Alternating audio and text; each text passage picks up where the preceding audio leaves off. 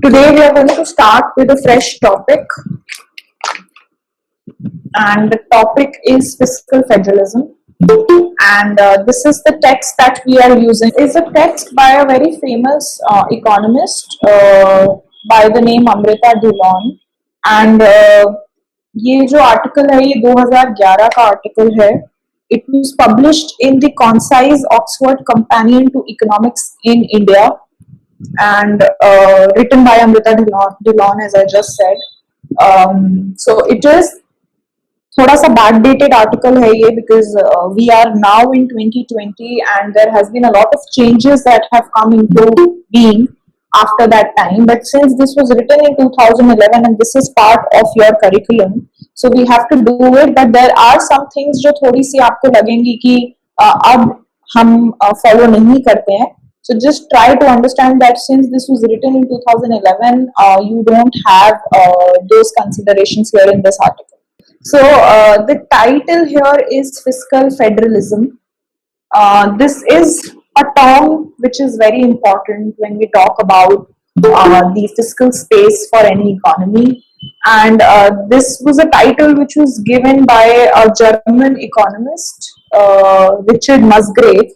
और ये टाइटल उन्होंने 1959 में दिया था. ये बेसिकली फिस्कल फेडरलिज्म हमें बताता है कि जो भी एक इकोनॉमी के डिफरेंट गवर्नमेंट स्ट्रक्चर्स होते हैं, जो भी गवर्नमेंट का स्ट्रक्चर है, जो भी डिफरेंट लेवल्स पे गवर्नमेंट ऑपरेट करती है, उनके बीच में आपस में क्या रिलेशनशिप है, how do they divide their taxes, how do they decide there expenditure, जो ये रिलेशनशिप है ये किस बेसिस पे गाइड होता है, इसको फिस्कल फेडरलिज्म बोला जाता है. So basically in our economy the central government is the main source of revenue and expenditure. Then you have central government है जो सारे states को, पूरी इंडिया को गवर्न करती है. Then you have state governments जो हर state की अपनी एक अलग गवर्नमेंट होती है.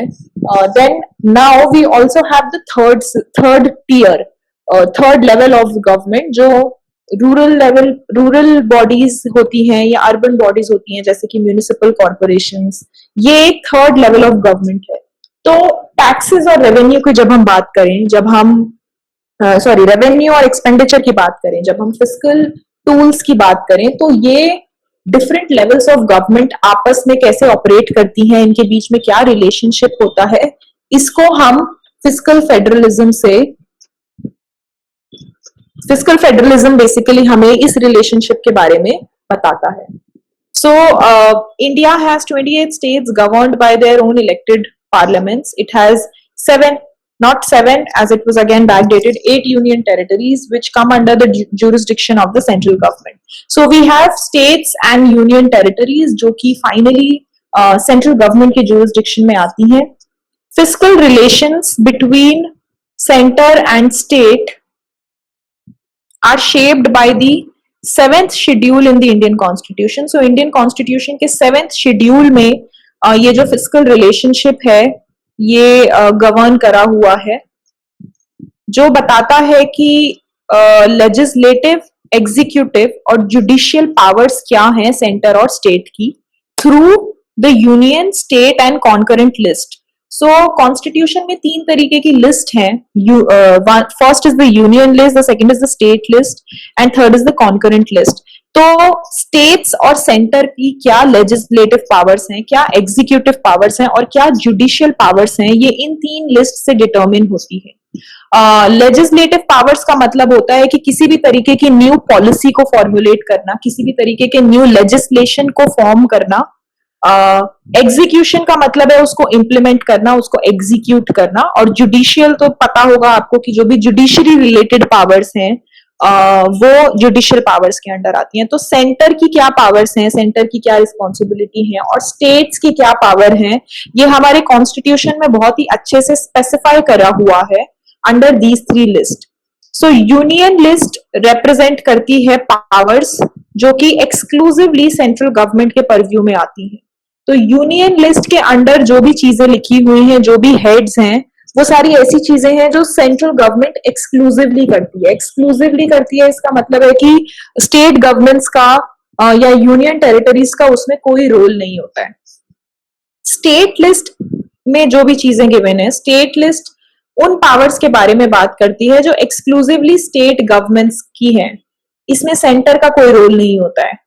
कॉन्करेंट लिस्ट ऐसी लिस्ट है जो बोथ सेंटर और स्टेट यूज करती हैं, जो स्टेट्स और सेंटर दोनों गवर्न करती हैं। तो तीन तरीके की लिस्ट है। यूनियन लिस्ट जिसमें एक्सक्लूसिवली सिर्फ सेंट्रल गवर्नमेंट के पावर का मेंशन होता है। स्टेट लिस्ट जिसमें सिर्फ स्टेट गवर्नमेंट्स के पावर का मेंशन होता है। और कॉन्करेंट लिस्ट ऐसी लिस्ट है जिसमें दोनों सेंट्रल और स्टेट का रोल मेंशन होता है। Now, most taxes with a broad tax base are assigned to the center. मतलब ऐसे टैक्सेस जिसका टैक्स बेस का मतलब है ऑडियंस, पॉपुलेशन जो इस टैक्स को केटर करती है। जैसे सपोज आप बात करो अगर कॉरपोरेशन टैक्स की, तो कॉरपोरेशन टैक्स ऐसा टैक्स है जो सिर्फ कॉरपोरेशंस पे करती हैं। तो जिन टैक्सेस का बेस बहुत ब्रॉड है, जो टैक्सेस ब्रॉड टैक्स बेस के साथ एसोसिएटेड हैं, वो टैक्सेस सेंटर को एलोकेट करे हुए हैं। जैसे कि income tax, wealth tax, wealth tax from non-agriculture sources, corporation tax, customs and excise duties, ये सारे जो टैक्सेस हैं ये सेंट्रल गवर्नमेंट के पास जाते हैं। हम अभी तक अपने लेक्चर्स में ये डिस्कस कर चुके हैं कि कस्टम्स क्या होता है, एक्साइज ड्यूटी क्या होता है। इफ यू रिमेम्बर जब हम एनेक्शर डिस्कस कर रहे थे तब हमने डिस्कस करी थी ये सारी चीजें कि कॉर्पोरेशन टैक्स क्या होता है, इनकम टैक्स क्या होता है। ये सारे जो टैक्सेस हैं ये बहुत ही ब्रॉड टैक्सेस हैं। ब्रॉड टैक्स का मतलब है कि इनकी जो पॉपुलेशन है वो बहुत बड़ी है। तो ये तरीके के जो टैक्सेस हैं इसका जो ऑपरेशन है, इसका जो रेवेन्यू है वो सेंट्रल गवर्नमेंट के पास जाता है। स्टेट गवर्नमेंट के पास कौन से टैक्सेस आते हैं? सेल्स टैक्स, कोई भी सेल हो रही हो उससे जो टैक्स जनरेट होता है वो स्टेट गवर्नमेंट्स के पास आता है। Land revenue, alcohol excise and agriculture income tax, ये कुछ ऐसे टैक्सेस हैं जो स्टेट गवर्नमेंट्स के पास आते हैं। और इन टैक्सेस का जो टैक्स बेस है, इनकी जो ऑडियंस है वो थोड़ी नैरो होती है as compare to the central tax. Then out of these, sales tax is the most significant source of revenue for states. An important recent milestone has been the adoption of VAT by 21 states in 2005, and this is the difference that I was talking about when I started the class. Ki since this article was written in 2011, you will find certain things which are outdated because now we have moved on to another system of taxes. जो sales tax में हम VAT which is value added tax जो 2005 में introduce हुआ था, ये अब हम नहीं फॉलो करते हैं। जो हमारा एक ओवरऑल जो लार्जर टैक्स जो हम फॉलो करते हैं वो है जीएसटी। वैट अभी भी इम्प्लीमेंट किया जाता है लेकिन ऑन वेरी सिलेक्टेड प्रोडक्ट्स। सो हमारा जो यूनिवर्सल टैक्स सिस्टम है वो अब जीएसटी है सेल्स टैक्स के लिए। तो just ignore these things because ये since this is written in 2011 they have not considered the recent changes. So the adoption of VAT is the major source of revenue for states. On the expenditure side, अगर आप expenditure की बात करो तो centre जो है वो mostly defence और इंफ्रास्ट्रक्चर पे स्पेंड करता है। ऐसी चीजें अगेन जो पूरे नेशन को केटर करती हैं, जो किसी एक स्पेसिफिक रीजन या स्पेसिफिक स्टेट को केटर नहीं करती है, वो पूरे नेशन को केटर करती है। तो स्टेट का जो सेंटर का जो एक्सपेंडिचर होता है वो डिफेंस पे होता है, इंफ्रास्ट्रक्चर पे होता है। While state governments spend mainly on internal security, state governments का एक्सपेंडिचर जो होता है वो मेनली इंटरनल सिक्योरिटी पे होता है, लॉ एंड ऑर्डर पे होता है। किसी भी स्टेट के बाउंड्रीज में लॉ एंड ऑर्डर कैसे हो रहा है उस पे होता है। सोशल और इकोनॉमिक सर्विसेज पे डिपेंड करता है। तो ये सारे जो फैक्टर्स हैं इस पे जो भी एक्सपेंडिचर होना होता है वो स्टेट गवर्नमेंट्स के परव्यू में आता है। और सोशल सर्विसेज में क्या मेजर चीजें आती हैं? Education, public health and family. तो ये सारे जो एक्सपेंडिचर हैं ये स्टेट गवर्नमेंट्स को जाते हैं।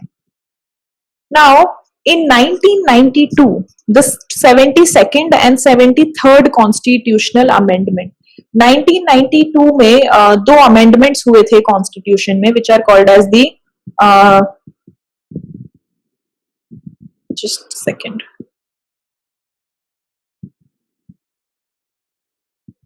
which are called as the 72nd and 73rd constitutional amendments. These amendments had introduced a third tier of fiscal authority.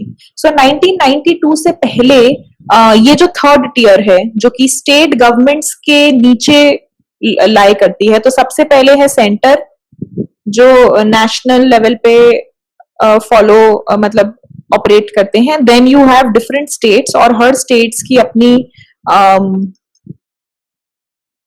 Government होती है. Then within the states as well you have local governments.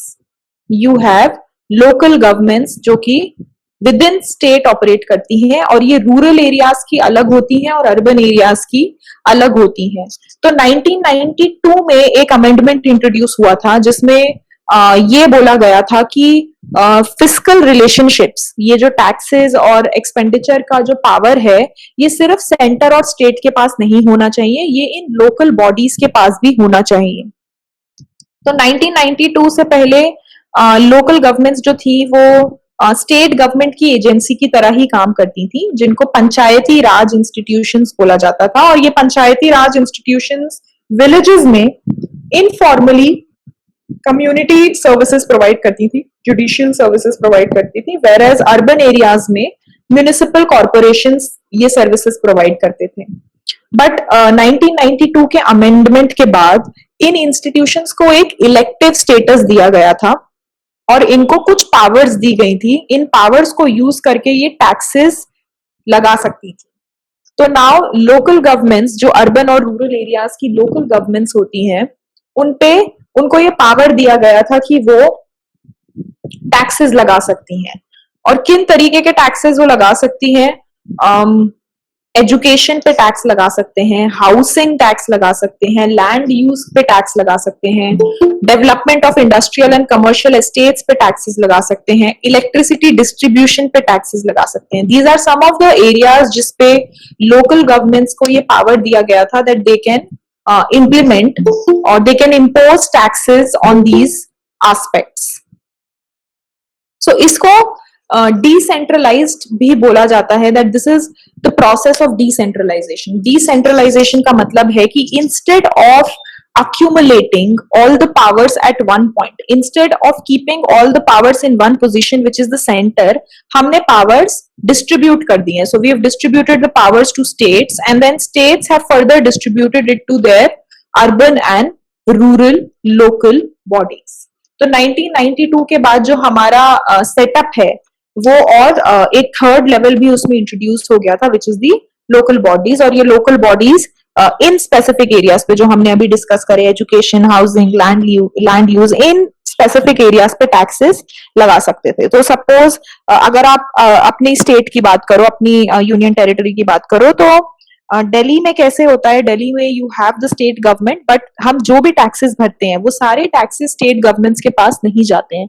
कुछ taxes ऐसे हैं जो हम अगर urban area की बात करें तो हमारे पास म्यूनिसिपल कॉर्पोरेशंस हैं और दिल्ली में हर रीजन की अपनी म्यूनिसिपल कॉर्पोरेशन है. So you have east Delhi municipal corporation, you have south Delhi municipal corporation, you have north new Delhi municipal corporation. So you have these different municipal corporations जो थर्ड लेवल ऑफ गवर्नमेंट है. और आपने सुना भी होगा कि सेंट्रल इलेक्शंस होते हैं, अलग होते हैं, स्टेट इलेक्शंस अलग होते हैं. Then you also have MCD elections. तो ये 1992 के बाद से ये पावर मिली है म्युनिसिपल बॉडीज को या लोकल बॉडीज को, जिसमें इलेक्शंस इन बॉडीज के लिए भी किए जाते हैं, ना सिर्फ स्टेट गवर्नमेंट के लिए और सेंट्रल गवर्नमेंट के लिए, बट म्युनिसिपल कॉर्पोरेशंस के लिए भी इलेक्शंस किए जाते हैं. सिमिलरली रूरल एरियाज में भी पंचायत फॉर्म करी जाती है, सरपंच फॉर्म किया जाता है, और ये सारे प्रोसेस इलेक्शन के थ्रू होते हैं जो एक डेमोक्रेटिक सेटअप में फॉलो किया जाता है. तो ये इलेक्शन के थ्रू करा जाता है. एंड यू विल नोटिस कि जो हम अपने हाउसेस का टैक्स भरते हैं, जो प्रॉपर्टी टैक्स होता है, वो किसके पास जाता है? वो एमसीडी के पास जाता है, वो स्टेट गवर्नमेंट्स के पास नहीं जाता है.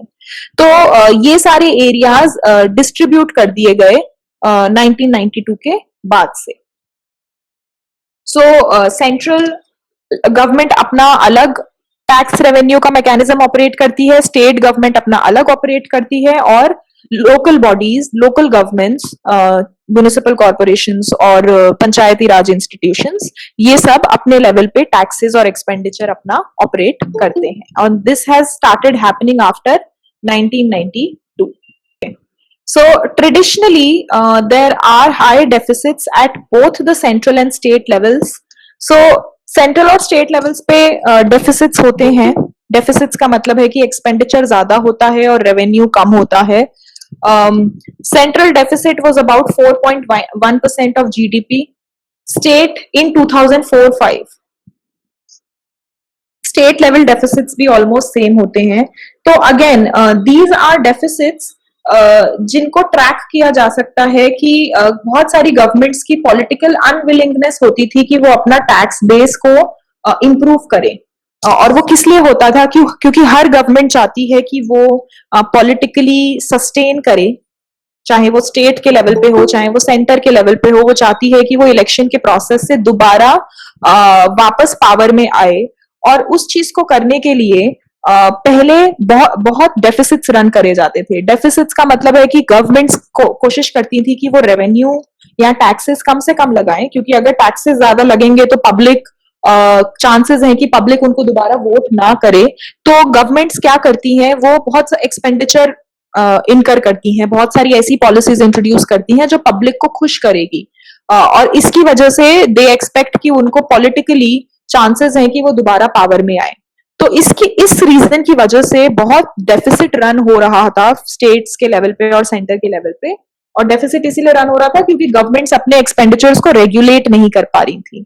लेकिन 2003 में जब ये एक्ट इंट्रोड्यूस हुआ, which is fiscal responsibility and budget management act, जिसको हम पहले भी सुन चुके हैं, this act was introduced to regulate this process कि गवर्नमेंट्स जो है एक्सपेंडिचर ज्यादा ना करें और रेवेन्यू पे भी फोकस करें.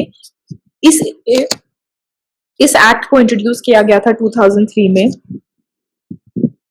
जो कि सेंट्रल गवर्नमेंट भी फॉलो करती है और बहुत सारी स्टेट्स भी फॉलो करती हैं. और इस एक्ट का पर्पस यही था कि डेफिसिट्स को कंट्रोल किया जाए, क्योंकि हम अब तक के डिस्कशन में जानते हैं कि deficits can be dangerous for any economy, because deficits further lead to a disbalance in the fiscal scenario for the economy, and it can hamper the economic health of any nation. तो इसीलिए deficits को control करने के लिए इस act को introduce किया गया था, which is called as the FRBM act. और फिर हमने एक कैप रखा था कि हम इससे ज्यादा फिस्कल डेफिसिट रन नहीं कर सकते. तो ये सेंट्रल लेवल पे भी ऑपरेट किया जाता है और स्टेट लेवल पे भी फॉलो किया जाता है. तो स्टेट्स और सेंट्रल जो रिलेशनशिप है टैक्सेस का, कितने टैक्सेस सेंटर के पास जाते हैं और कितने टैक्सेस स्टेट के पास जाते हैं, ये एक थर्ड इशू है जब हम फिस्कल रिलेशनशिप की बात करते हैं between centre and state. Now there is a well documented vertical imbalance. यहाँ पे थोड़ा सा टेक्स्ट हमारा स्कैनिंग की वजह, नॉट स्कैनिंग एक्चुअली, जो ओरिजिनल भी रीडिंग है उसमें थोड़ा सा ये मिसिंग है टेक्स्ट, बट यहाँ पे ये लिखा है that there is a well documented vertical imbalance between the center and the states in 2005 and 6. मतलब vertical imbalance का क्या मतलब है कि states और center के बीच में भी बहुत differences हैं.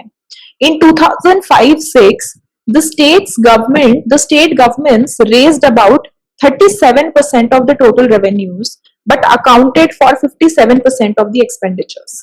मतलब कि state governments 2005-6 में on an average 37% total revenue raise कर रही थी, 37% of the total revenue raise कर रही थी, लेकिन जो एक्सपेंडिचर कर रही थी that was about 57% of the total expenditure. तो आप देख सकते हो कि कितना इम्बैलेंस था, कि वो एक्सपेंडिचर इतना ज्यादा कर रही थी और उनका जो रेवेन्यू था वो उसके कंपैरिजन में कम था.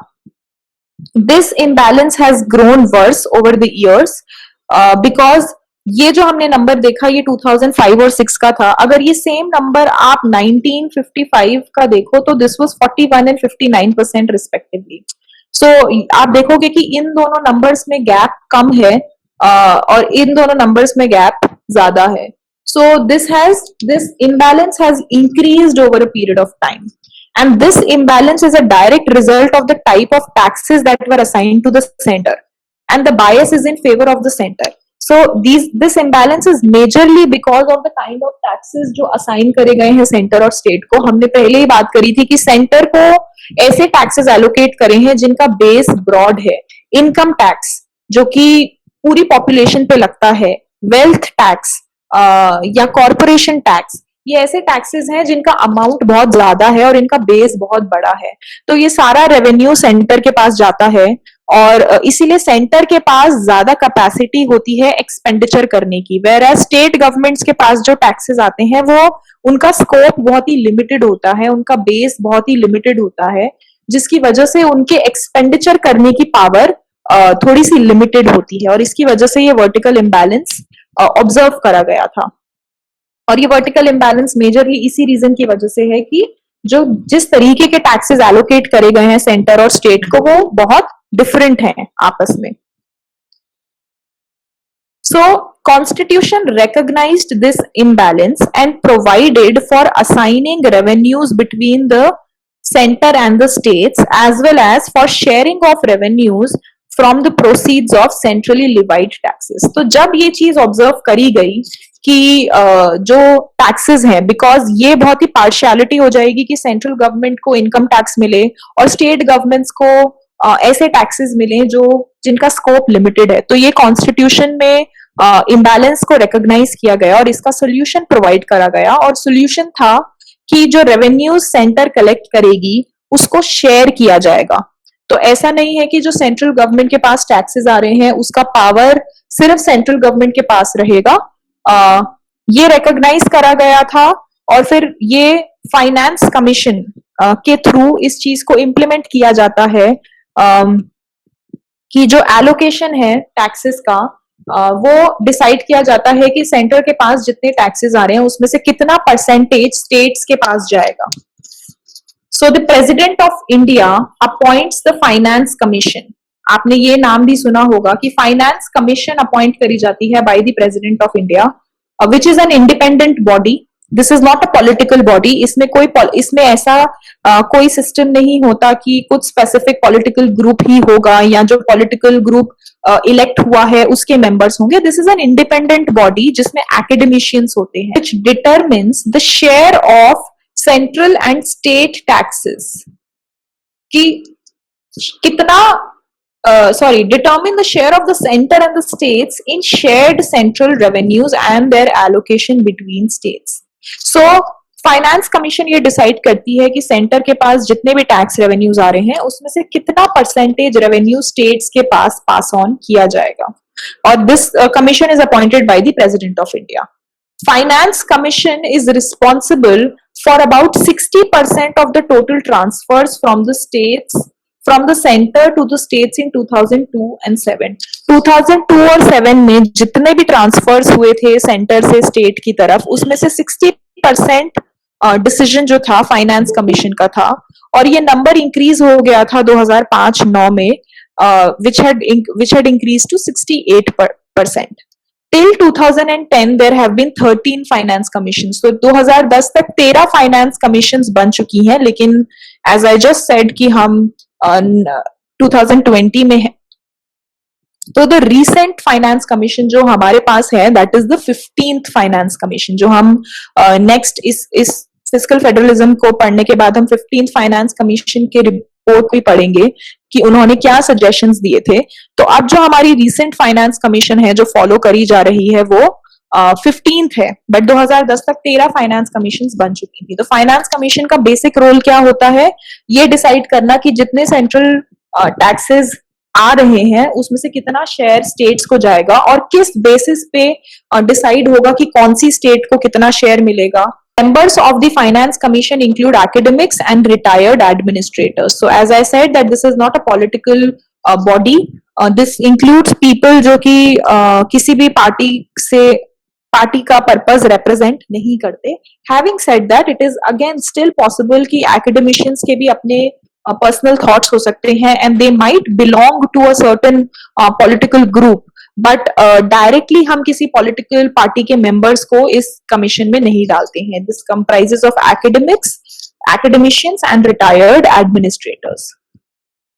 फाइनेंस कमीशन सिर्फ ये सजेस्ट नहीं करती कि कितने टैक्सेस स्टेट के सेंटर के पूल से स्टेट्स को जाने चाहिए, बट ये भी सजेस्ट करती है कि ग्रांट्स कितने जाने चाहिए स्टेट्स को। सो हर स्टेट को एक वेट एलोकेट किया जाता है।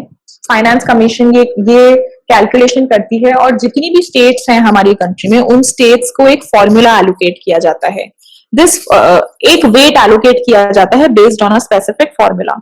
इस फॉर्मूले के कंपोनेंट्स क्या क्या होते हैं? पॉपुलेशन, उस स्टेट का पॉपुलेशन कितना है, उस स्टेट की इनकम कितनी है, उस स्टेट का एरिया कितना है, ज्योग्राफिकल एरिया कितना है, उस स्टेट में इंफ्रास्ट्रक्चर कैसा है, उस स्टेट का फिजिकल डिसिप्लिन कैसा है। Based on these different aspects her state को एक रैंक दी जाती है, हर स्टेट को एक स्कोर दिया जाता है, और इस स्कोर के बेसिस पे ये डिसाइड किया जाता है कि कौन सी स्टेट को कितना ग्रांट मिलना चाहिए फ्रॉम द सेंटर।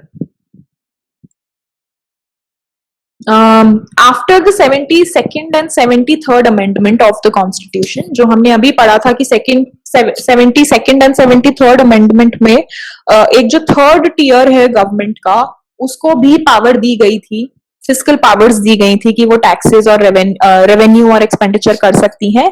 तो ये जो फाइनेंस कमीशन है जो कि डिसाइड करती है कि स्टेट का कितना टैक्स परसेंटेज सेंटर का कितना टैक्स परसेंटेज स्टेट्स को जाएगा, सिमिलरली 72nd और 73rd अमेंडमेंट में ये सजेस्ट किया गया था कि स्टेट फाइनेंस कमीशन भी फॉलो होनी चाहिए। स्टेट फाइनेंस कमीशन का रोल जो है सेंट्रल फाइनेंस कमीशन के रोल से सिमिलर है, बट अब यहाँ पर क्या होगा, हम डिसाइड करेंगे कि कितना percentage of taxes of the state government will go to the local governments।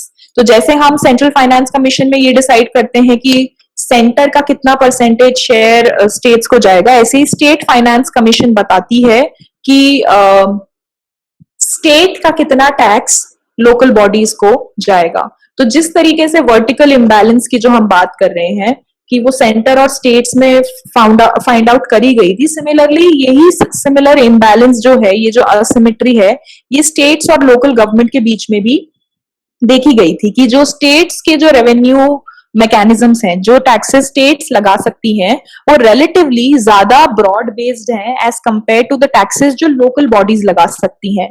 और अगर डिसेंट्रलाइजेशन हुआ है तो ये देखा गया था कि एक्सपेंडिचर में डिसेंट्रलाइजेशन ज्यादा हुआ है as compare to revenue generation. इस बात का ये मतलब है कि लोकल बॉडीज के पास रेवेन्यू कलेक्ट करने की इतनी पावर्स नहीं थी as compared to the expenditure that was expected from them. So it was found that a disproportionate share of expenditure at the local level is being incurred by the urban local bodies compared to rural areas. Rural local bodies have so far mostly implemented grants from central ministries, usually in poverty alleviation and social and community services, but are heavily circumscribed by state governments and have yet to fulfill their potential as independent tiers of the government.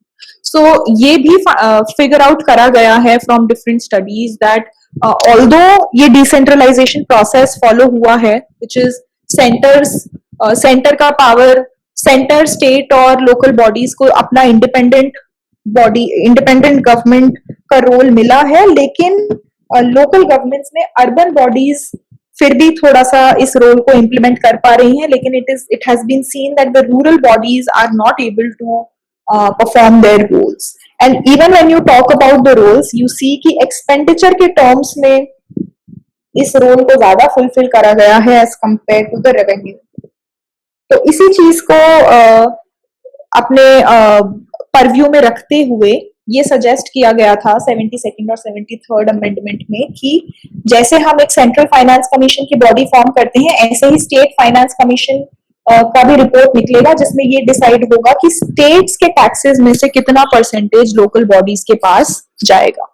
Finance commission recommended that the share of central taxes should increase to 32%, while grants to states accounted for 11% of the total revenue. So currently we are following the 15th Finance Commission, but ये जो stats दिए हुए हैं यहाँ पे ये 13th Finance Commission के लिए दिए हुए हैं, और 13th Finance Commission में propose किया गया था कि 32% जो taxes हैं, central taxes, वो states को transfer होने चाहिए, और 11% जो grants हैं वो transfer होने चाहिए out of the total revenue। और या तो अगर हम रेवेन्यू की बात करें एट द स्टेट लेवल, जो स्टेट के रेवेन्यू होते हैं वो इस चीज पे हाईली डिपेंडेंट है कि सेंटर से उनको कितने एलोकेशन रिसीव होगा, कितने टैक्सेस, कितना टैक्स का प्रोपोर्शन सेंटर से उनको उनकी तरफ एलोकेट किया जाएगा। इसके लिए स्टेट्स हाईली डिपेंडेंट होती हैं सेंट्रल गवर्नमेंट पे फॉर देयर टैक्सेस, और इसकी वजह से कई बार बहुत फिस्कल इनडिसिप्लिन क्रिएट हो जाता है। किस तरीके का इनडिसिप्लिन क्रिएट होता है वो हम थोड़ी देर में पढ़ेंगे, but before that it is important to understand कि किन किन तरीकों से सेंटर से स्टेट की तरफ फंड्स ट्रांसफर होते हैं, कौन से ऐसे तरीके हैं, कौन से ऐसे चैनल्स हैं जिसके through central government state governments को फंड्स ट्रांसफर करता है। Transfers from the center to state governments have been criticized for displaying a political bias. Transfers जो होते हैं सेंट्रल गवर्नमेंट से स्टेट गवर्नमेंट में, उनको क्रिटिसाइज किया गया है because of some level of political bias that seeps in these transfers, and this criticism is especially directed towards a discretionary transfer. Although even formula-based transfers have been discretionary transfer means? हाँ, I'll just explain. So कुछ transverse ऐसे होते हैं central government से जो फॉर्मूले के basis पे होते हैं। सो इफ यू रिमेम्बर, हमने कल बात करी थी कि जब फाइनेंस कमीशन प्रपोज करती है कि कितना टैक्स सेंटर से स्टेट की तरफ जाएगा, तो वो एक फॉर्मूले पे बेस्ड होता है। फॉर्मूला किस चीजों पे आइडेंटिफाई करता है, एग्जैक्टली क्या फॉर्मूला होता है वो हम नहीं डिटेल में डिस्कस करेंगे, but just to give you an idea, formula इस चीज पे बेस होता है कि उस स्टेट की पॉपुलेशन कितनी है। Now we know that we have so many states, we have 28 states, तो हर स्टेट को सेम अमाउंट ऑफ टैक्सेस या सेम अमाउंट ऑफ ग्रांट्स नहीं ट्रांसफर करे जाते हैं। कुछ स्टेट्स ऐसी हैं जिनकी जरूरतें ज्यादा हैं, कुछ स्टेट्स ऐसी हैं जिसमें इश्यूज ज्यादा हैं या उनकी पॉपुलेशन ज्यादा है, तो उसके अकॉर्डिंग एक फॉर्मूला डिराइव करा जाता है जो हर स्टेट को एक इंडेक्स देता है कि इस स्टेट को इतने टैक्सेस की रिक्वायरमेंट है, इस स्टेट को इतने ग्रांट्स की रिक्वायरमेंट है, और उस फॉर्मूले के बेसिस पे, तो फॉर्मूले में आप कंसिडर कर सकते हो उस स्टेट का इनकम, उस स्टेट का पॉपुलेशन, उस स्टेट का इंफ्रास्ट्रक्चर और बहुत सारी ऐसी चीजें, तो आप उस फॉर्मूले के बेसिस पे ट्रांसफर करते हो स्टेट को ग्रांट्स या टैक्सेस। तो ये तो होता है फॉर्मूला बेस्ड ट्रांसफर। तो फॉर्मूले बेस्ड ट्रांसफर में ज्यादा बायस क्रिएट करना मुश्किल है क्योंकि वो एक फॉर्मूले पे आधारित है। दूसरा जो बायस होता है वो होता है दूसरा जो ट्रांसफर होता है वो होता है discretionary transfer. Now discretionary transfer is where you can induce some kind of political bias, और यही क्रिटिसिज्म डिस्क्रिशनरी ट्रांसफर्स को मिला है। तो डिस्क्रिशनरी ट्रांसफर्स ऐसे ट्रांसफर्स होते हैं जो ज्यादा रेगुलेटेड नहीं होते हैं, these are choice based transfers. So depending on the kind of relationship between center and state, the central government transfers some funds which are not really guided by any rule. तो discretionary में थोड़ा सा chance होता है कि आप central government के साथ स्टेट गवर्नमेंट का क्या लिंकअप है, क्या रिलेशनशिप है। तो डिस्क्रिशनरी ट्रांसफर्स में थोड़े बहुत इश्यूज हो सकते हैं क्योंकि जितना किसी स्टेट को जरूरत है, हो सकता है because of any other political reason उस स्टेट को ज्यादा ट्रांसफर मिल जाए। तो डिस्क्रिशनरी ट्रांसफर्स ऐसे होते हैं जिसका जो फाइनल डिसीजन है वो सेंट्रल गवर्नमेंट के पास होता है, वो किसी रूल पे आधारित नहीं होता, वो किसी फॉर्मूले पे बेस्ड नहीं होता, और इसीलिए इस तरीके के ट्रांसफर्स पे थोड़े से क्वेश्चंस उठे हैं कि इन ट्रांसफर्स में पॉलिटिकल बायस क्रिएट करा गया है, जिसकी वजह से फिस्कल इनडिसिप्लिन क्रिएट होता है।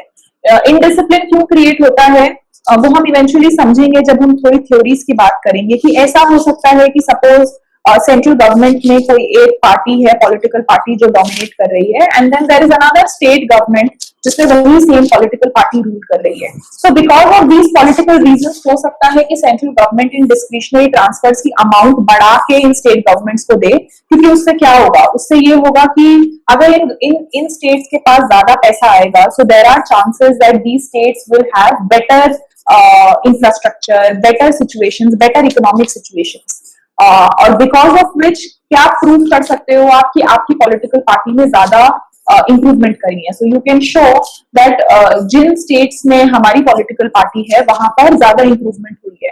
तो ऐसी स्टडीज करी गई हैं जिनमें इन तरीके के रिलेशनशिप्स को को आइडेंटिफाई करा गया है कि सेंट्रल गवर्नमेंट और स्टेट गवर्नमेंट जहां पे सेम पॉलिटिकल पार्टीज हैं वहां पे डिस्क्रिशनरी ट्रांसफर का अमाउंट ज्यादा है and the reason why discretionary transfers are increased to these states is probably because they want to come back to power. The same political party wants to come back to power, and this could be one reason why larger amount of transfers are given to these states where you have the same political party.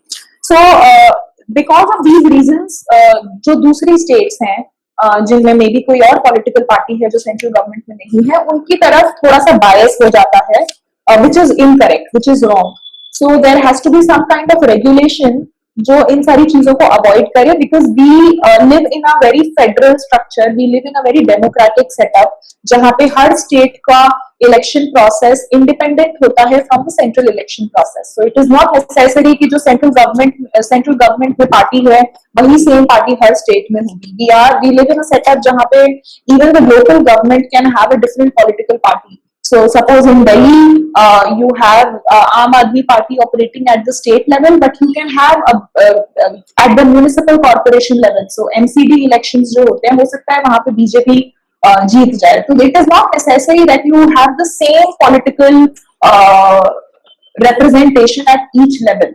तो उस reason की वजह से जो fiscal transverse हैं चाहे वो revenue के टर्म्स में हो या वो एक्सपेंडिचर के टर्म्स में हो वो डिस्टर्ब नहीं होनी चाहिए जो कि पाया गया है कि डिस्क्रिशनरी ट्रांसफर्स की वजह से ऐसा हो जाता है क्योंकि ये किसी भी रेगुलेशन पे बेस्ड नहीं होते हैं ये किसी भी फॉर्मूले पे बेस्ड नहीं होते. So we will talk about these theories कि ऐसा क्यों होता है और किन रीजंस की वजह से सेंट्रल गवर्नमेंट कुछ स्टेट्स को प्रमोट कर सकती है या ज्यादा ट्रांसफर कर सकती है. But before we do that 3 channels जिनके थ्रू सेंटर स्टेट्स को ट्रांसफर करता है फंड्स वो कौन कौन से चैनल्स हैं. तो पहला चैनल है tax devolution and grants through the finance. तो गवर्नमेंट के पास टैक्सेस कलेक्ट होते हैं और जो भी ग्रांट्स सेंट्रल गवर्नमेंट को स्टेट्स को पास ऑन करने होते हैं वो फाइनेंस कमीशन के थ्रू करे जाते हैं. नाउ फाइनेंस कमीशन के जो ट्रांसफर्स होते हैं वो यूजुअली फॉर्मूले गाइडेड होते हैं वो किसी भी डिस्क्रिशन पे बेस्ड नहीं होते हैं वो फॉर्मूले गाइडेड होते हैं. एज आई सेड कि हर स्टेट को आइडेंटिफाई करा जाता है कि कौन सी स्टेट की नीड ज्यादा है और उस नीड के बेसिस पे इन ट्रांसफर्स को पास ऑन किया जाता है. तो पहला तो चैनल ये है and approximately 62% of the total transfers in 2002 and 7 were made through finance commission. तो 2002 से 7 की जो फाइनेंस कमीशन थी उसमें ये आइडेंटिफाई करा गया था कि जितने भी टोटल ट्रांसफर होते हैं सेंट्रल गवर्नमेंट से स्टेट गवर्नमेंट्स की तरफ उसमें से 62% ट्रांसफर्स ऐसे ट्रांसफर्स होते हैं जो फाइनेंस कमीशन प्रपोज करता है. दूसरे तरीके के transfers grants and loans given by the planning commission. Now as I said yesterday also that this paper was written in 2011 and that's why they are कुछ इंस्टीट्यूशंस उन्होंने ऐसे यहाँ पे नेम करे हुए हैं जो अब हमारी इकोनॉमी में एग्जिस्ट नहीं करते हैं. So we don't really have any planning commission right now but there is definitely some transfer of loans from the central government to the state government which is the second channel जो दूसरा channel है जिसके through central government state government से transfer कर सकता है.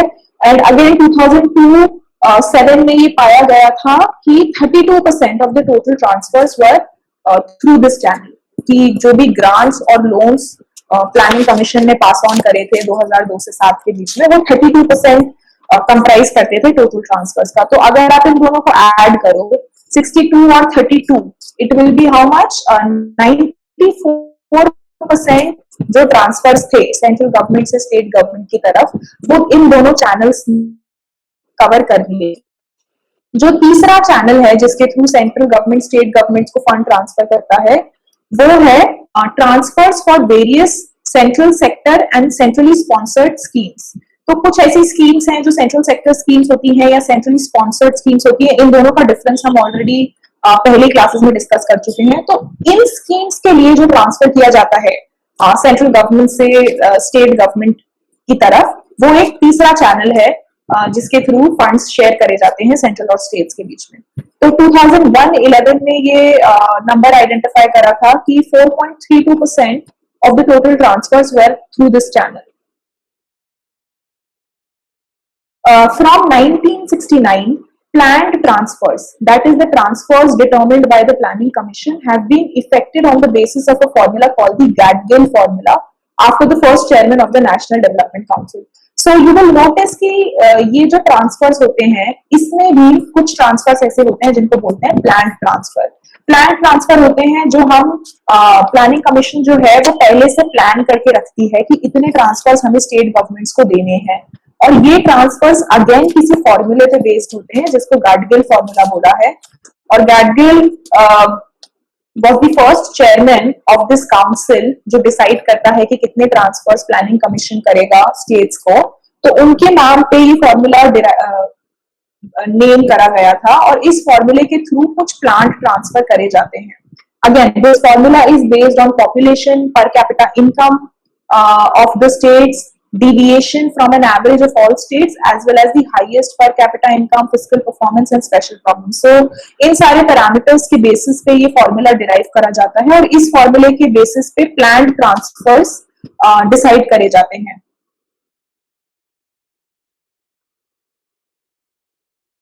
Although these transfers, now this is important to note that although these transfers are based on a formula, although ये transfer जो है एक फॉर्मूले पे बेस्ड है, लेकिन still discretionary elements can enter into the determination of grants for two reasons. So although हम कह रहे हैं कि ये जो ट्रांसफर्स है किसी फॉर्मूले पे बेस्ड है, लेकिन इसमें भी कुछ डिस्क्रिशन या कुछ चॉइस सेंट्रल गवर्नमेंट का आ सकता है दो रीजंस की वजह से. पहला रीजन है कि while each state proposes its plan size to the planning commission, the final approval of the size rests with the commission. Hence, there is some scope of negotiation and persuasion. So, although जो state है वो अपना plan size propose करता है planning commission को, हो सकता है कि कोई state ज्यादा प्लान साइज अप्रूव करे प्लानिंग कमीशन को, लेकिन प्लानिंग कमीशन के पास फाइनल पावर होता है उस चीज को अप्रूव या रिजेक्ट करने का.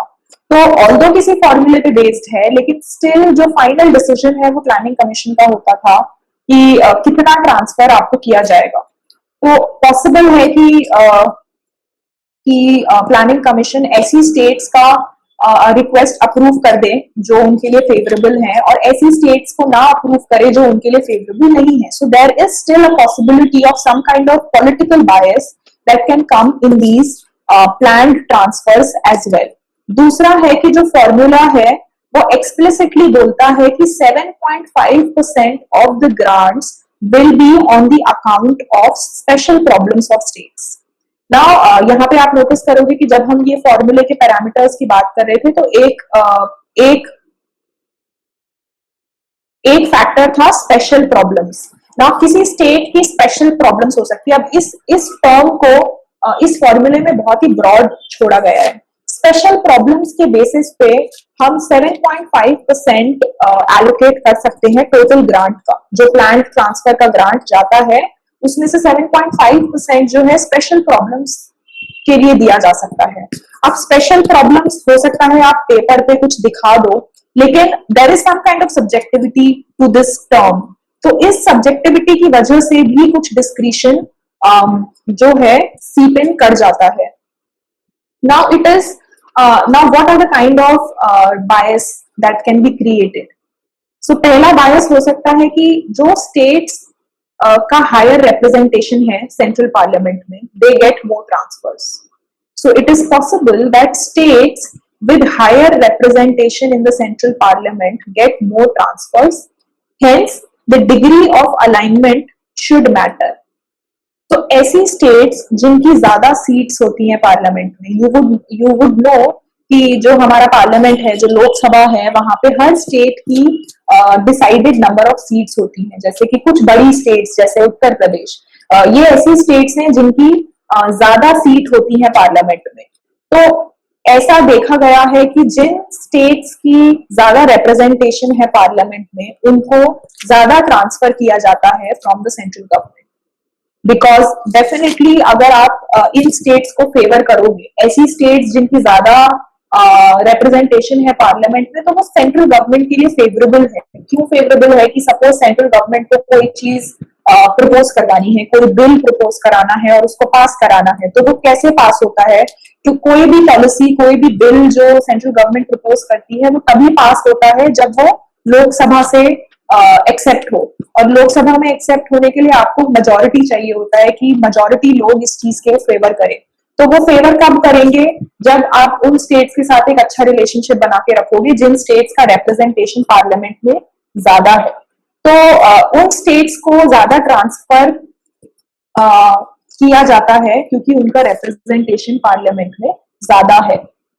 और ये एक पेपर, सो बहुत सारी रिसर्च पेपर्स हैं जिन्होंने इस चीज पे काम करा है कि क्या पॉलिटिकल पावर्स की या पॉलिटिकल रिलेशनशिप की वजह से फिस्कल ट्रांसफर्स इफेक्ट होते हैं सेंट्रल और स्टेट गवर्नमेंट के बीच में, और ये एक रीजन आइडेंटिफाई करा गया है पेपर में। एक दूसरा पेपर है विश्वास एंड मरजीत का, जिन्होंने सिमिलर प्रॉब्लम, इसी प्रॉब्लम के ऊपर पेपर लिखा था, और उन्होंने देखा है कि सेंटर की तरफ से जो लोन्स जाते हैं स्टेट गवर्नमेंट को, वो ऐसी स्टेट्स को हाईली सब्सिडाइज्ड रेट्स पे जाते हैं, जो अगेन मतलब ऐसी स्टेट्स जो सेंट्रल गवर्नमेंट के लिए फेवरेबल हैं, उन स्टेट्स को हाईली सब्सिडाइज्ड रेट्स पे लोन प्रोवाइड करे जाते हैं, again to get the support from these state governments.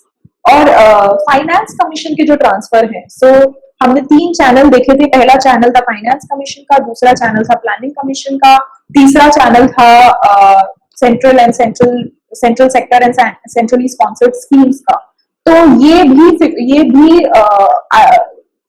Identify करा गया है कि जो भी फाइनेंस कमीशन के ट्रांसफर्स होते हैं उनमें इस तरीके का बायस नहीं पाया गया है या कम पाया गया है, जबकि जो बाकी और ट्रांसफर्स हैं, जो प्लानिंग कमीशन के ट्रांसफर्स हैं या कोई भी स्कीम स्पेसिफिक ट्रांसफर्स हैं, उनमें इस तरीके के बायस देखे गए हैं।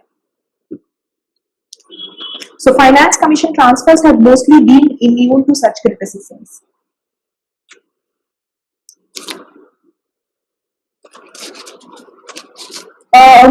Then there are also theories which talk about legislative bargaining, जो मैंने अभी आपको बोला कि कोई भी तरीके का legislation जब आता है तो उस चीज को अप्रूव कराने के लिए आपको स्टेट गवर्नमेंट्स का सपोर्ट चाहिए होता है। किसी भी सेंट्रल गवर्नमेंट को स्टेट गवर्नमेंट्स का सपोर्ट चाहिए होता है लेजिस्लेटिव बार्गेनिंग के लिए। लेजिस्लेटिव बार्गेनिंग का मतलब यही होता है कि जब आप किसी भी तरीके का नया लेजिस्लेशन प्रपोज कर रहे हो, तो इसी चीज को मेंटेन करने के लिए कई बारी फिस्कल सिचुएशन में भी आप देखोगे कि किसी इस तरह का बायस सीप इन कर जाता है। States that have more powerful bargaining positions are pivotal in some way in the coalition, receive disproportionate allocations. This is also true for states that have a larger number of party members supporting the central government, central coalition from outside, even though they are not formally members of the coalition.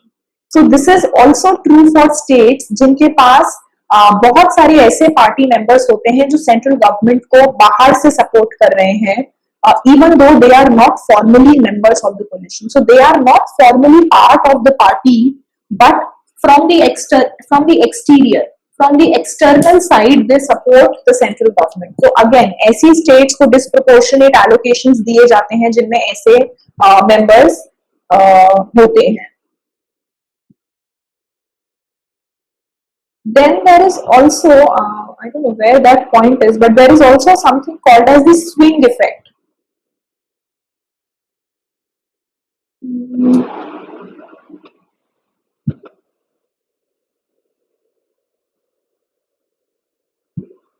Okay, I think there is some missing column here, but there is another factor which is called as the factor of swing effect for the floating voters. So कई बारी ऐसी states जिनमें number of floating voters ज्यादा होते हैं। अब floating voters क्या होते हैं? फ्लोटिंग वोटर्स होते हैं ऐसे वोटर्स जिनका कोई एक डिसाइडेड सपोर्ट नहीं होता है। So you will in an election process you will find a lot of people जो किसी एक पर्टिकुलर पार्टी को सपोर्ट नहीं करते हैं, एंड ये जो वोटर्स होते हैं ये फ्लोटिंग वोटर्स कहलाते हैं क्योंकि आप इनको परसुएड कर सकते हो। So you can persuade these people to vote for a specific party, and this is called as the swing effect. तो ऐसी स्टेट्स जहां पे रूलिंग पार्टी ऐसी है जो फ्लोट कर सकती है, जिनका सपोर्ट गेन किया जा सकता है, जिनको परसुएड किया जा सकता है, उन स्टेट्स को भी ज्यादा एलोकेशन दिया जाता है या डिस्प्रोपोर्शनेट एलोकेशन और एलोकेशन में बायस मिला गया है।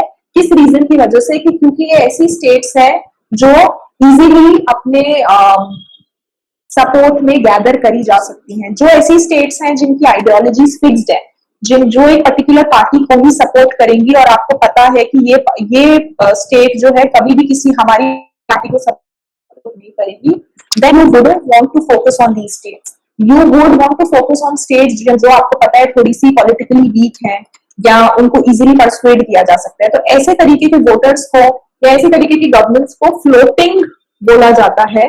फ्लोटिंग इसलिए क्योंकि इनकी टेंडेंसी जो है फ्लोट करने की वो ज्यादा है। इसको स्विंग इफेक्ट भी बोला जाता है। तो इस रीजन की वजह से भी कुछ स्टेट्स को डिस्प्रोपोर्शनेट एलोकेशन दिया है और इसीलिए मतलब जो अलाइनमेंट है, अलाइनमेंट का मतलब है कि सेंटर और स्टेट गवर्नमेंट में कौन सी पॉलिटिकल पार्टी है, इस पॉलिटिकल पार्टी का क्या अलाइनमेंट है, ये बहुत इंपॉर्टेंट बन जाता है फिस्कल ट्रांसफर्स में। और ऑल्दो ये सब चीजें प्रैक्टिस नहीं होनी चाहिए क्योंकि आप एक फेडरल स्ट्रक्चर में रहते हो और आपको स्टेट्स को उनकी प्रॉब्लम्स के बेसिस पे ट्रांसफर्स करने चाहिए, लेकिन उसके बावजूद पॉलिटिकल रीजंस बहुत ज्यादा इंपॉर्टेंट बन जाते हैं जब हम फिस्कल ट्रांसफर्स की बात करते हैं from the central to the state government.